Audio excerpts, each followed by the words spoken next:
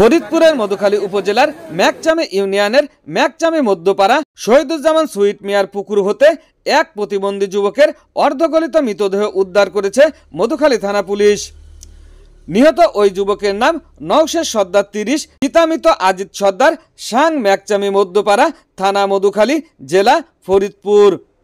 18 August 2024 রবিবার সকাল আনুমানিক 9 ঘটিকার সময় স্থানীয় লোকজন লাশটি পুকুরে ভাসতে দেখে মধুখালী থানা পুলিশকে খবর দেয়।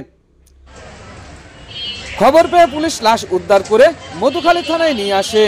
পরবর্তীতে লাশটির ময়না তদন্তের জন্য ফরিদপুর মেডিকেল কলেজ হাসপাতালের মর্গে পাঠিয়েছে।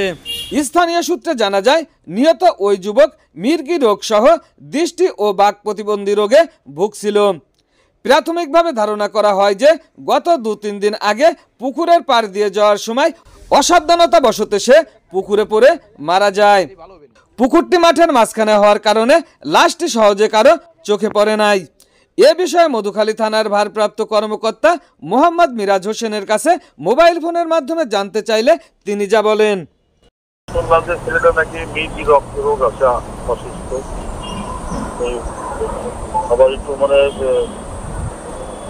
প্রতিবন্ধীর মতো এটা কম নাকি, ওরা যারা পরিবারের সদস্য তাদেরও হইতে পারে কোনো সন্দেহ নাই।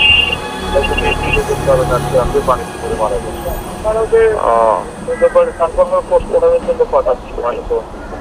শুকতারা টিভি 24, সকল খবর সবার আগে।